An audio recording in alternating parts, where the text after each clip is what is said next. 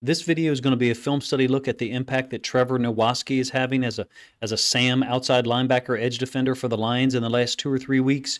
He had an interception against the Titans that kind of changed the tone of the first quarter.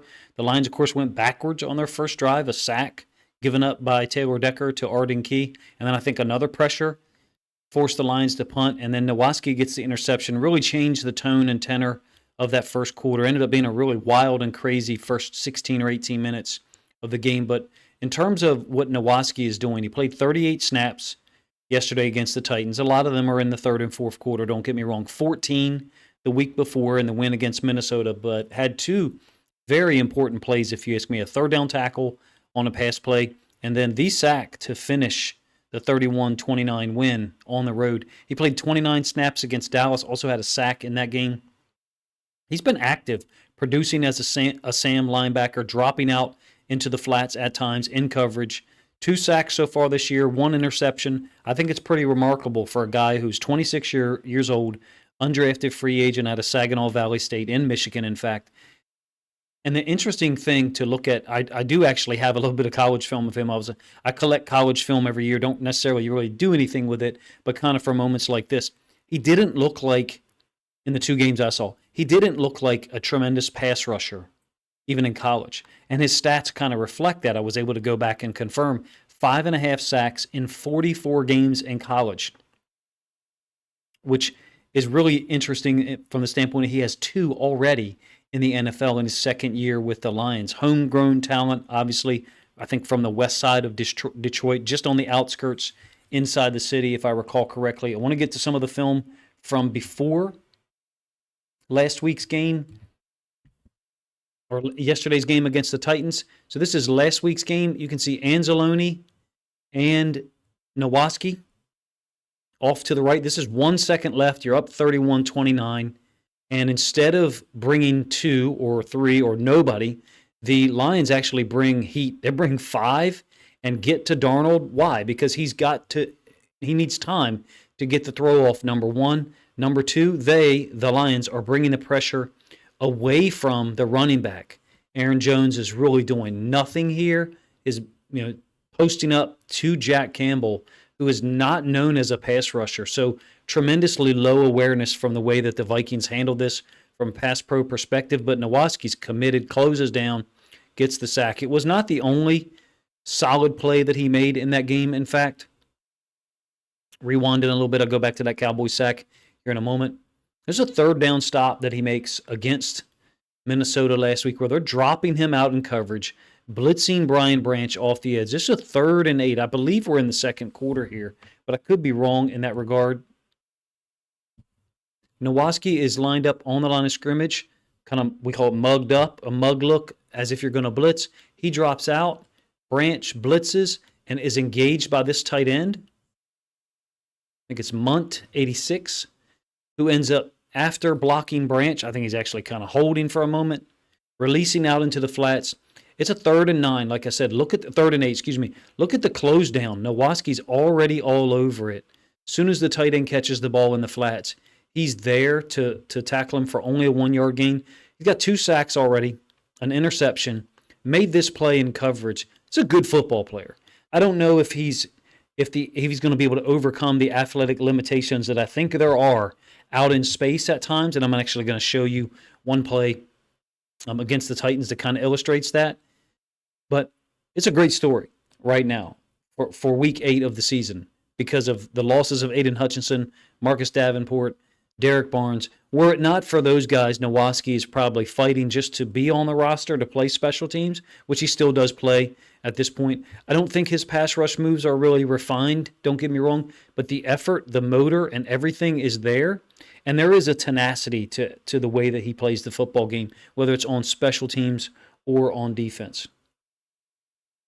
We'll get to the interception. Keep in mind, this is after Jared Goff was sacked on the first possession, pressured, I think, on the 3rd down as well, able to get the ball off for a short gain, and then the Lions had to punt.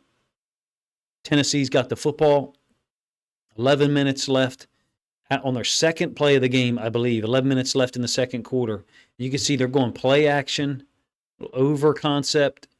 Nice job here by releasing the vertical taking over that route by Brian Branch.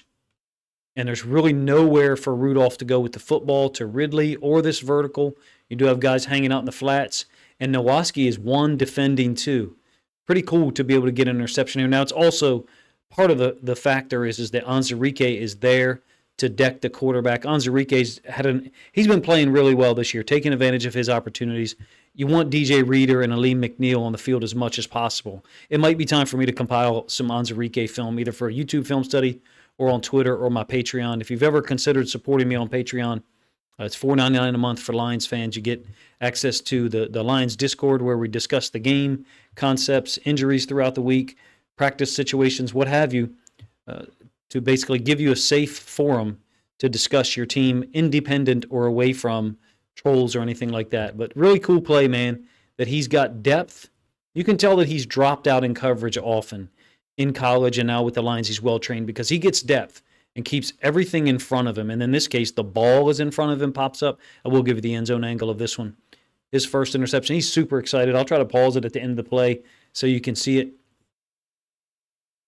Clearly he is right here as the Sam linebacker. So these four would typically be your rushers.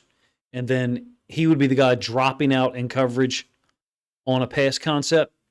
Anzalone goes with the running back. You can see those four were the four defensive linemen that rushed. Rudolph, for whatever reason, isn't securing the football, even though he just didn't see, I guess, the defensive lineman, Onwuzurike, closing down on him. Tries to get the ball out. Not luck. Nowaske has correctly positioned himself right there in order to cover not one, but two tight ends out in the flats. Really cool play, really cool moment. I didn't watch the game live. Like I said, I had to watch it later on after the Ravens blew their game against the Browns. So let me know what you were thinking when you saw Nowaske get an interception. There has to be a point in time at which we say, this is just a good football player. The game-ending sack against the Vikings last week, the third down stop that I showed you, the sack against the Cowboys, how many snaps a game do you think that he should be getting in lieu of the fact that Hutchinson and Davenport are out for the year and Barnes is out for an extended period of time? Have to give you an inkling or an idea of the suspicions I have that he has some athletic limitations at this level.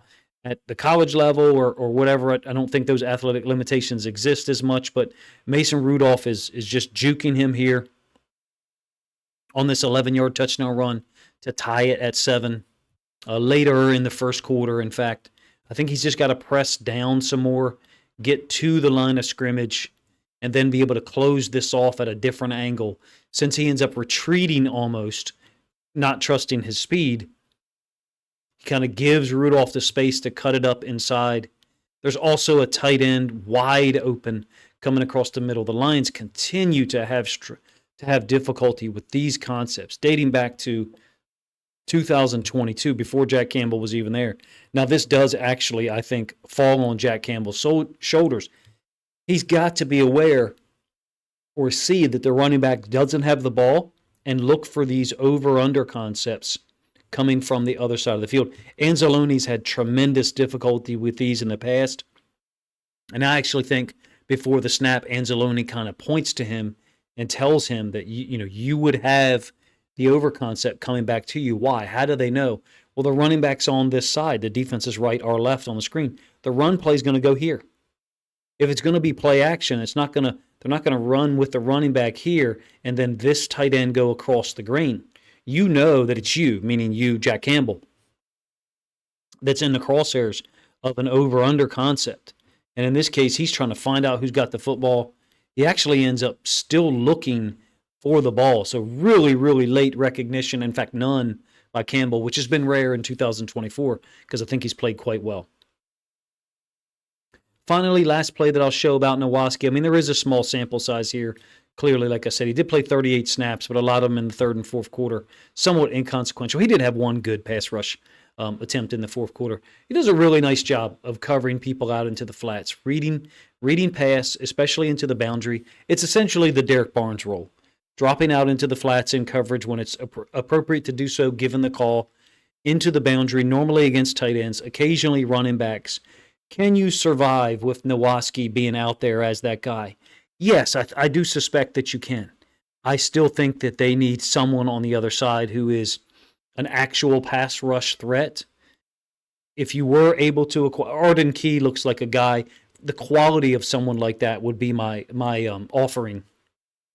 Maybe him specifically won't be available, but since the Titans are pretty much giving away everything that they have that is of value, other than Calvin Ridley and a couple of other guys on defense, I think Key is a guy that would fit in perfectly with this Detroit defense. You could put on the other side, number one, away from Nowaske, and he could attack the quarterback. Number two, on pass situations where you wanted to get Nowaske off the field, Key could slide right over to the right-hand side and let Josh Paschal be on the other, or whoever it is that the Lions trust in at this point on third down, obvious passing situations. I did not anticipate doing a film study video on Trevor Nowaske. I nearly completed one last week after the Vikings game because I had an inkling. He had a sack at that point. He had 2 sacks at that point, one against the Vikings, one against the Cowboys, both of which I showed earlier in the video. And I was just never able to complete that film study video. I wanted to get this one out first before looking at some of the Lions film and getting a Jahmyr Gibbs film study video out late Monday night. He looks like he's one of the best running backs in the league at this point. And the crazy thing is, one of the other best running backs in the league is on his team, David Montgomery. Ran for a touchdown, threw for a touchdown. Incredibly deep performance by the Lions offensive staff and offensive personnel in terms of the various types of schemes and concepts that they used inside the red zone. When you look at the collection of, quote, trick plays that have been used by Detroit so far this year, it's very foreboding for a defense to know that not only can they run normal schemes, but there is an element there that they can offer or throw at you that most teams do not. Trick plays, anomalous stuff like reverses, halfback pass. I think it's a brilliant design element by Ben Johnson's offense, and I want to bring some light to that, maybe Monday night video or Tuesday morning. Appreciate you guys' time. If you're as surprised as I am that we're doing a Trevor Nowaske video, feel free to let me know in the comment section, number one. Number two, in case you don't know, likes and comments drive the content to be pushed out to larger audiences, which really helps us, content creators, garner more revenue and more views. So please consider liking the video and commenting if you haven't done so already. And then finally, if you think other Lions fans would enjoy this film study look at Trevor Nowaske, a homegrown talent from west side of Detroit, then please consider grabbing a link to this video, sharing it out on social media to help this content get more reach.